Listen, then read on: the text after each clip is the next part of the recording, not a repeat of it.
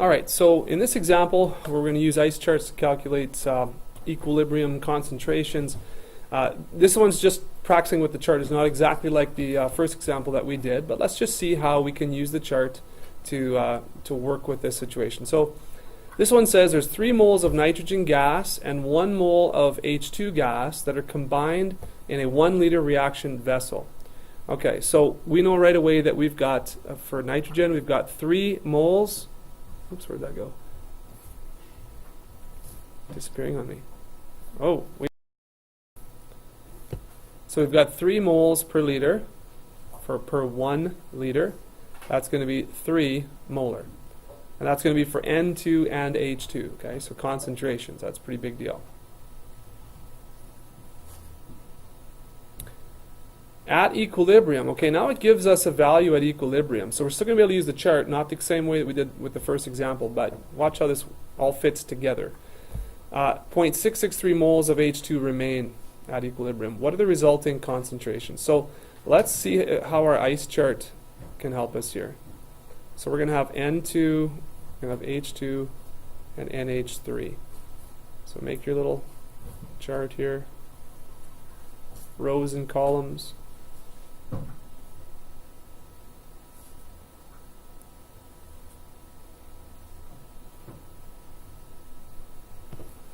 All right. Okay, so initially we have 3 moles of N2, and that's 3 moles per 1 liter, so that's 3 goes here. Oh, and I usually like to throw these in there just so I don't forget about them. Okay. We have 1 mole per liter of H2, so that's going to be 1. Now, initially, that's all we're given. So we have a 0 for NH3 here. All right. Good so far? Just throw up your hand if you have a question. Initial. Now, the next bit of information actually gives us some information about equilibrium and H2. So here's the H2 column. So guess what? We know that at equilibrium, this is not going to be an expression. It's going to be an actual value there. So whatever it gives you, put it in the chart. And then you can work the other parts of the chart out from there. Okay. Okay. So if you look at this chart, this is all that we're given. And we're asked to find these concentrations, right? Okay. Well, what can you determine from this chart? What do you know from this chart? From what we're given? Where do you start?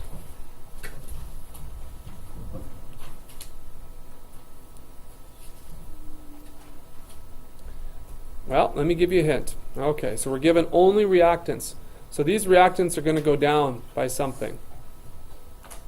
The product started at 0, so it's going to go up by something. Right? Now, by what? That's what we have to try and figure out. But we're given this very important piece of information about equilibrium for H2. So how much has this gone down? We start at 1 mole and we're left with 0.663 moles. Okay? So we can actually figure out how much this went down, which represents 1x, right? So that's, we're going to be able to figure that out. And if you want to put a number in there right now, you can. But I just want to show you something here. I'm going to do it this way for now. We're going to find out what number this is real quick. And the reason why maybe you don't want to put a number in there right away is because over here, right, it's a 1 to 3 ratio. So guess what? This is 1, this is 3. This is actually going to go down by 3x when this goes only down by 1x. And that's kind of the tricky part there. So you have to know that whatever this H2 decreases by represents 3x when we're talking about the change in the other things. Okay? So remember, this change works with the coefficients. So what do I put over here? What do I put here? Plus what? Yeah, plus 2x. Very good.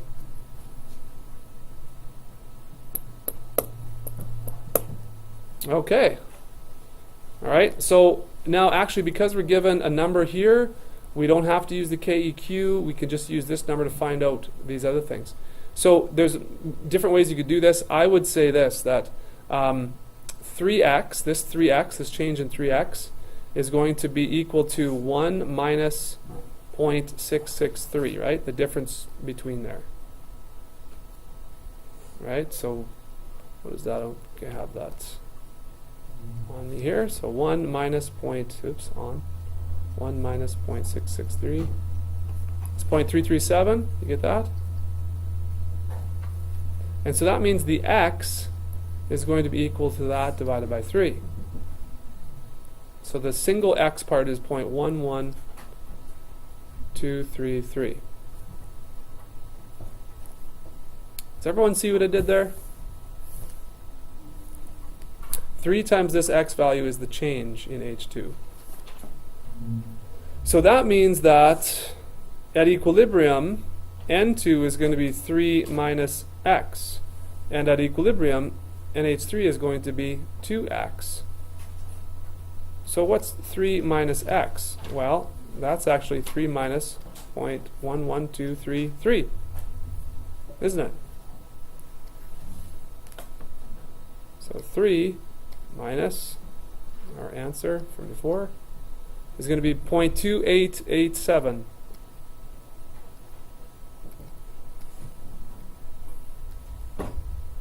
And that's going to be N2 concentration.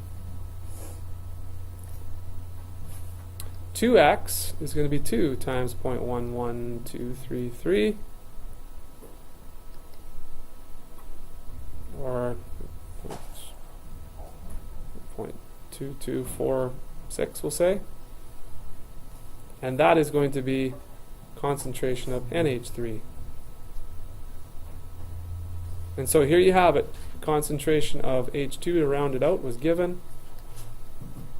What are the resulting concentrations? There you go. So that's another use for the chart. We didn't have to use the KEQ or the KQ expression for that one. Any questions?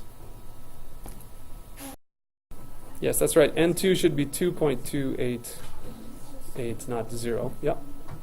And then so over here as well. Good. Thank you for that omission. Whoa! Got rid of half my page here.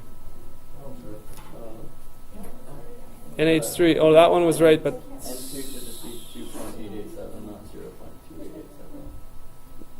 0.287. 2.887. Oh, I see. Got my decimal place mixed up, is what you're saying? 2 point? Where did that go? Oh yeah, 2 point. That's what I had there. Thank you. 2.887.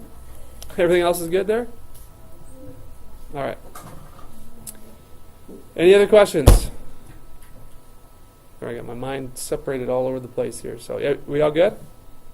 Okay, I'm going to get you guys to do a question on your own. We'll skip. I think we'll maybe skip that one. Let's do this one. I think we'll do this one. Let's do this one. All right, so take a moment to copy the, you don't have to copy that on word for word, just copy the information on there. And I want to see if you guys can do this on your own. Okay, I'll give you a few minutes to do that. So 0.25 moles of HI were given in half a liter. So 0.2, oh, I think I messed up already. I changed this question from another one that I had, so I actually did mess up here. 0.25 divided by 0.5 liters, so that should be 2. So this should be 0.5, shouldn't it? Moles per liter. So, apologize, I'll have to switch that around. But you guys should have the right answer, right? So this is 0.5 molar. And we have 0 and 0 for H2 and I2. Okay. Now the change is going to be, obviously if you're starting with something, it's going to go down. If you start with 0, it's going to go up. So this is going to be a minus, and then we look at coefficients.